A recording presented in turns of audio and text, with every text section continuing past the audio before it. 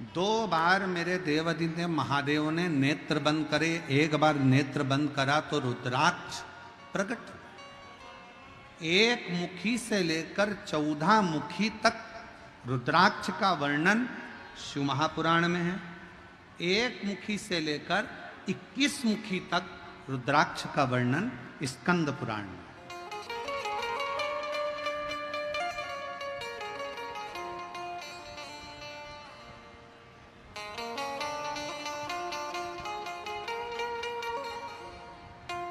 अब उस रुद्राक्ष में ऐसा क्या है?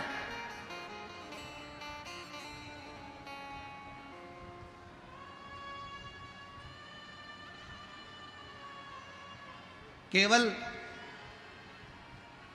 जिस रुद्राक्ष को हम सीहोर से लेकर आते हैं, कुबरेश्वर बाबा के धाम से लेकर आते हैं, तांबे के कलश में उसको गलाते हैं और पानी को शंकर जी पे चढ़ाकर उसका आचमन करते हैं। जिसके शरीर पर रोग होता है, तकलीफ होती है, कमर में, घुटने में या शरीर में कहीं ना कहीं दर्द होता है, तो वो गले में धारण करते हैं। स्त्री हो, पुरुष हो, बेटी हो, बेटा हो, सब रुद्राक्ष को धारण कर सकते हैं। सब। एक तुलसी और एक रुद्राक्ष कभी अपवित्र नहीं होते, कभी अपवित्र नहीं होते। कई लोग कह देते हैं रुद्राक्ष को शमशान में चले गया, अपवित्र हो गया। कई लोगों ने कह दिया रुद्राक्ष वहां चले गया, अपवित्र हो गया। तुलसी की माला अपवित्र हो गई, तुलसी अपवित्र हो गई। तुलसी और रुद्राक्ष कभी अपवित्र नहीं होते। तुलसी और रुद्राक्ष तो जो अपवित्र है उसको भी छू ले तो पवित्र कर देते हैं, उसको भी पवित्र कर देते।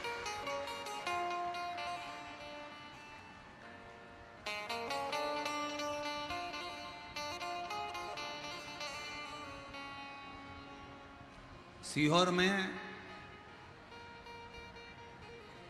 जिस रुद्राक्ष को आप लोग लेकर आते हो, वहां से झोली पसार कर, मांग कर, कंकर शंकर की भूमि पर पहुंचकर रात्रि विश्राम कर कर सुबह बाबा से जल चढ़ाकर प्रार्थना कर कर रोग मुक्ति के लिए लोग, शरीर कष्ट से निवारण के लिए लोग रुद्राक्ष लेकर आते हैं। रुद्राक्ष कई लोग कहते हैं गुरुजी रुद्राक्ष तो नेपाल में भी बहुत है, काशी में भी बहुत है, सारी दुनिया में रुद्राक्ष है, पर सीहोर का रुद्राक्ष ही इतना बल क्यों रखता है, इतना प्रबल क्यों होता है? हम कहेंगे सीहोर का रुद्राक्ष आपको जो दिया जाता है उसको गंडकी रुद्राक्ष कहते हैं।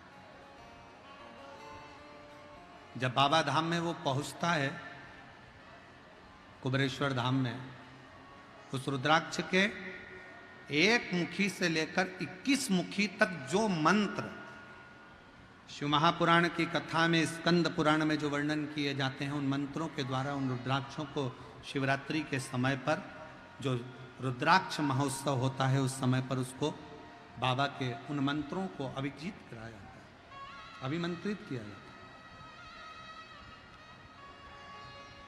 और फिर उन रुद्राक्ष को कहीं अभिमंत्रित करने की जरूरत नहीं पड़ती, सीधे आपने कुबरेश्वर धाम से लेकर निकले और वहीं से आप उसका प्रयोग करना प्रारंभ कर सकते हो, वहीं से उसको धारण कर सकते, करना चाहिए। 2 बार भगवान ने नेत्र बंद करे, एक बार बंद करे भगवान ने नेत्र तो रुद्राक्ष उत्पन्न हुआ, दूसरी बार भगवान ने नेत्र बंद करे तो अंधकासुर उत्पन्न हुआ। अंधकासुर जैसे ही जन्मा, अंधकासुर जैसे ही पैदा हुआ, अंधकासुर को गोदी में लिया और अंधकासुर को गोदी में लेकर मां पार्वती जी ने उसको गोदी में लेकर कहा कि ये मेरा पुत्र है, ये मेरा पुत्र है। पार्वती जी गोदी में लेकर उसको एक पुत्र का भाव देने लगे। पार्वती जी ने उसको गोदी में लिया और अपना बेटा मानने लगे। और शिव जी कह रहे हैं पार्वती सुनो, इस अंधकासुर को समुद्र में डाल दो, फेंक दो इसको समुद्र के अंदर। पार्वती जी बोली प्रभु आपके नेत्र बंद करने से रुद्राक्ष का पौधा उत्पन्न हुआ, रुद्राक्ष उत्पन्न हुआ, उसको तुमने अपने गले में धारण कर लिया। रुद्राक्ष का पौधा उत्पन्न हुआ, रुद्राक्ष उत्पन्न हुआ तो तुमने उसको अपने गले में धारण कर लिया। और नेत्र बंद करने से जो अंधकासुर उत्पन्न हुआ उसको समुद्र में फेंकने की बात कहते हो, समुद्र में डालने की बात कहते हो? ये कहां की रीति है? शिव जी कह रहे हैं पार्वती सुन, इस रुद्राक्ष को जिसको मैंने प्रकट किया कलयुग में, कलिकाल में, जिस रुद्राक्ष को मैंने नेत्र बंद कर कर खुद ने प्रकट करा, इस अंधकासुर को मैंने प्रकट नहीं किया। ये अंधकासुर तो तुमने आंखों पर हाथ रखा, नेत्र मेरे बंद करे, अपने हाथों से जब तुमने नेत्र बंद करे तब जाकर जो बालक प्रकटा वो अंधकासुर हुआ। इसको मैंने प्रकट नहीं करा है। जब किसी व्यक्ति के नेत्र दबाए जाते हैं तो उसमें से आंसू निकलना प्रारंभ हो जाते हैं। बहुत देर तक नेत्र को जब दबा कर रखोगे, बहुत तेज दबाओगे तो आंख में से आंसू निकलेगा। वो आंसू कष्ट मिला तो निकला।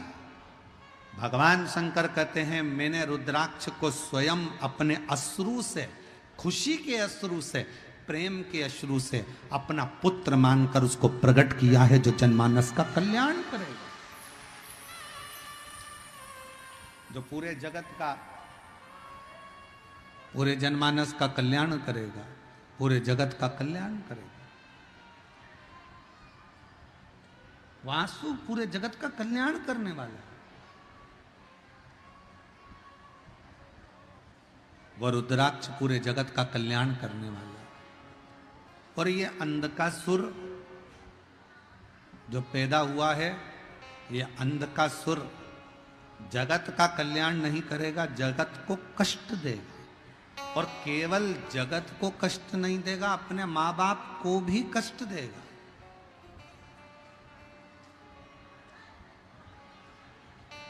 और सुनिए कथा,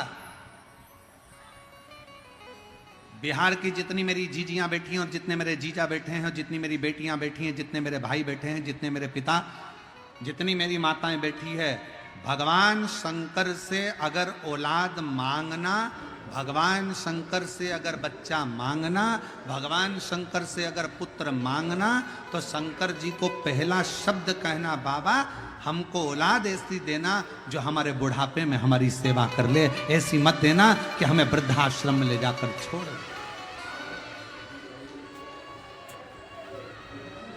और शंभु शरणे पड़ी मांगू घड़ी रे, दुख का दया करी ने दर्शन ओ शंभु शर मांग